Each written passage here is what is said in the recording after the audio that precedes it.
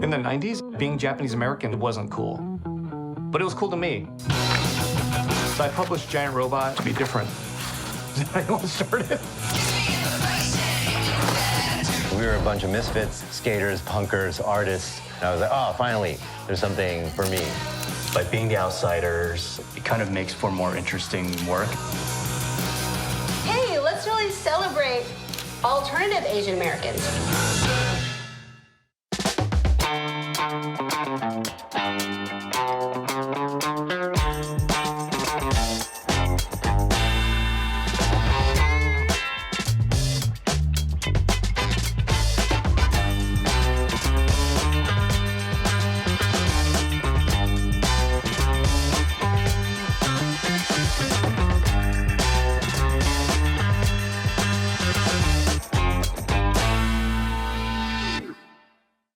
This program was made possible in part by the Los Angeles County Department of Arts and Culture, the City of Los Angeles Department of Cultural Affairs, the Frida Berlinski Foundation, and the National Endowment for the Arts.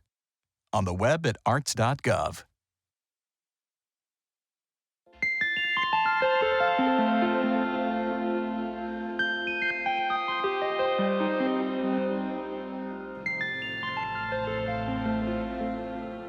Going to Anime Expo. It's as massive an event as possible here in downtown. It's crazy. 100,000, I think they say, maybe more.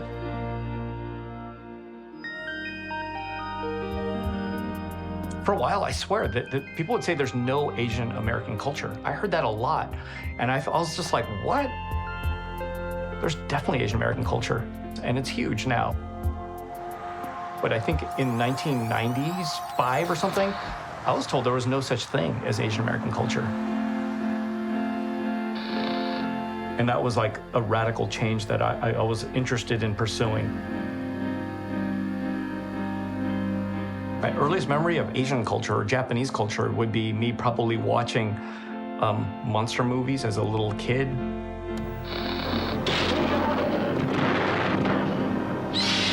Yeah, Godzilla. I think Gamera was part of it too.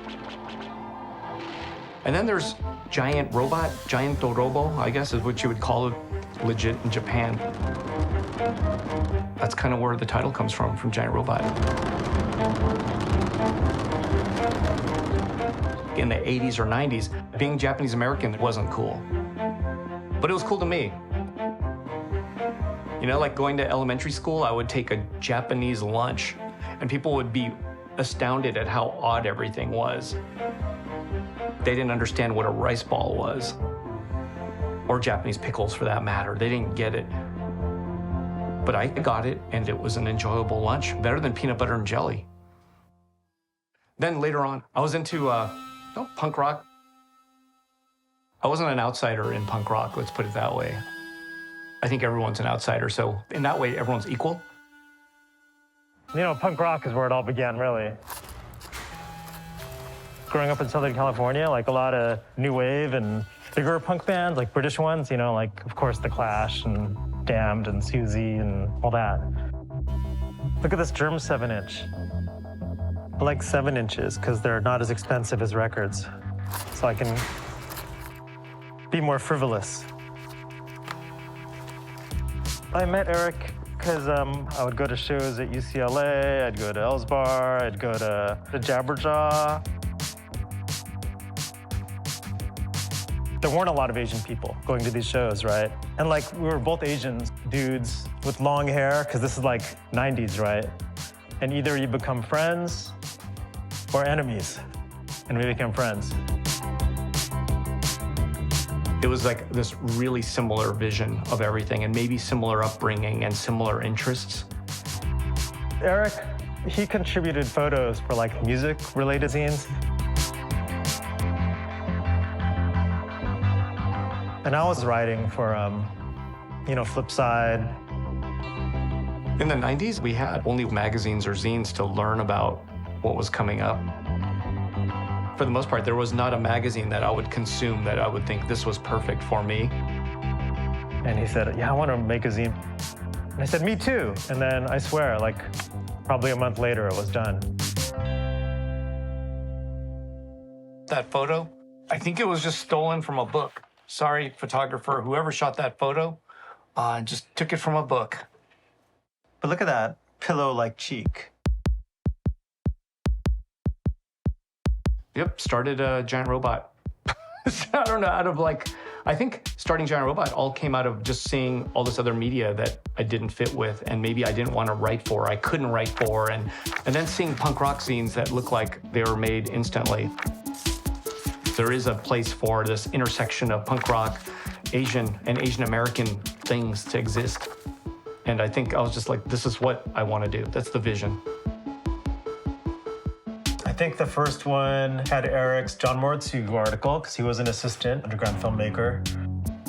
Our friend Lynn wrote about Yellow Fever, I think. I wrote Hong Kong movie, like, soundtrack reviews.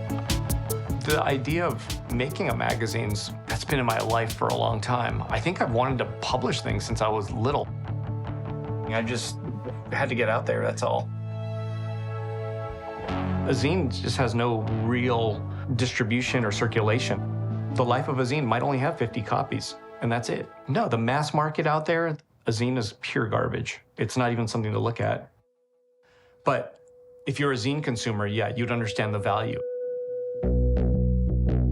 I was gonna keep going until it either worked or really crashed. Issue 2, Martin was Hello Kitty. Yeah, he's in that costume. I got a job being Hello Kitty. Why not? I overheard they needed someone, so I'm like, oh, this could be a cool article, you know? It's a zine, it's participatory. Back then, there was a lack of pride, I think, in Asian stuff. It was like super uncool to be Asian, I think. Yet, you know, the coolest movies are coming out of Hong Kong. There's so many rad, I don't know, just everything, right? Japanese robot toys. And you're flying the flag. Issue 3.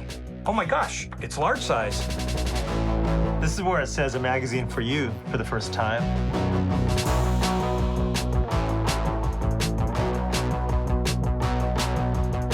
There's all this different stuff that we put together.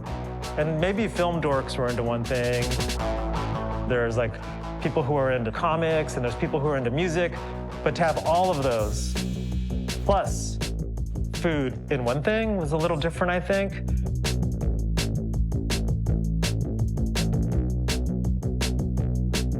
This is an OG copy because the pagination was wrong. And there's a plain white page to draw your own in it if you want to.